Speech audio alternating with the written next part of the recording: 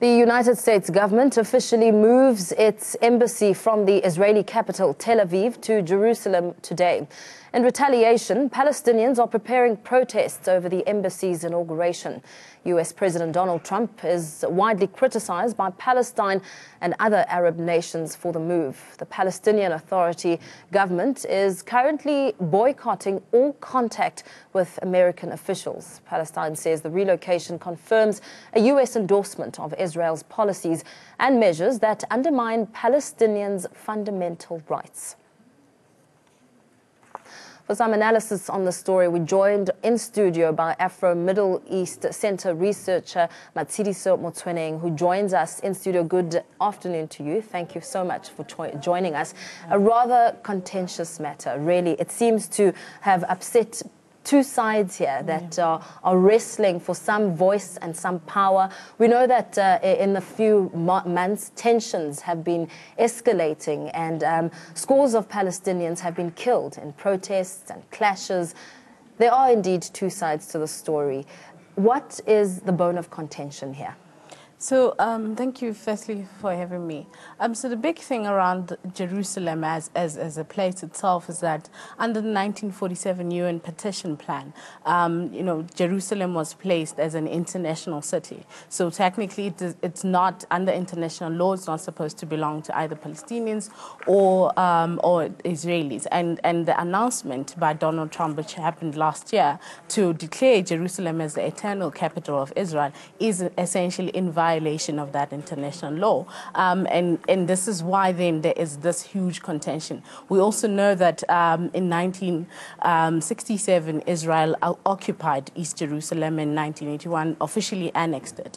Essentially, Israel has violated this law, repeatedly. It has violated many international laws repeatedly, essentially barring Palestinians the right to live in East Jerusalem, live in West Jerusalem, many parts of historical Palestine, which Israel continues to erect illegal settlements on Palestinian lands. You mentioned the violation of an international law. Do you see America paying for this somewhere along the line? I mean, what are the repercussions? Surely there's got to be some repercussion to this move.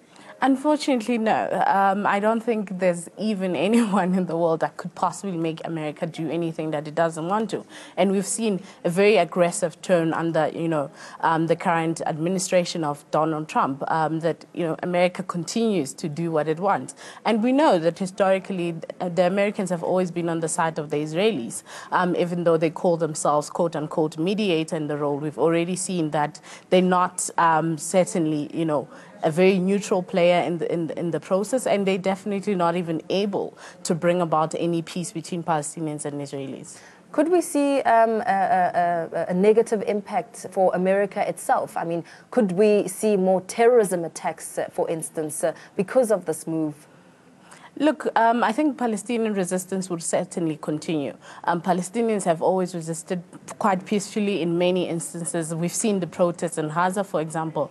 The big thing is that, the move from Tel Aviv of the American embassy to East Jerusalem coincides with 70 years of the Nakba, or what is loosely translated as the catastrophe, in which in 1948, Israeli government displaced around 750,000 Palestinians. So this is essentially a very historic moment in terms of the Palestinian struggle, and that's why I'm saying I think resistance would essentially continue. You also see worldwide quite big, talks and condemnation even from various governments. I know European officials are not even attending the opening of this embassy in protest of this.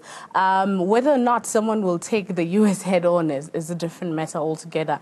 I think, there's quite different terrorist attacks and terrorist motives that are happening around the world, not specifically directed with the issue of Palestine and Israel, but you see quite a lot of people coming out and condemning the U.S.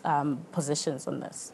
This condemnation, clearly it brings the matter back home to Palestinians as well. They are clearly frustrated. They're really angry. I mean, they're going to be taken to the streets today as we speak. What sort of impact does this have with Palestine's relations with America now? What does this mean for them? I mean, as you said, for example, in your intro, that the Palestinian Authority has said, you know, it's cutting up all communications and ties with the U.S. I mean, for me, it's why they're only realizing this now. The U.S. has always been very biased to Israel. I mean, the law was passed by Congress to move the embassy in 1995. It's just that, you know, various administrations, including the Obama administration, has just been wavering the actual move of this embassy. And what Donald Trump did was just act on already existing American law. And this is why I think that, you know, for the Palestinian Authority to say this now is, you know, it's perhaps they're only coming to the realization now. But what this also means is that, you know, the American side has certainly thrown everything out.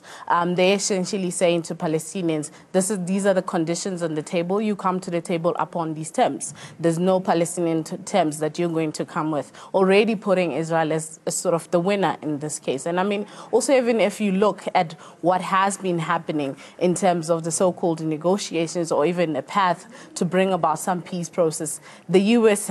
is certainly not, you know, what we can call a neutral player in this situation. The Palestinians have been trying to sort of rally up the Europeans, the European Union in coming to play up this. And I think that it's high time that happens. The U.S. is certainly not in a position to be able to bring about anyone on the table, especially under this recent move.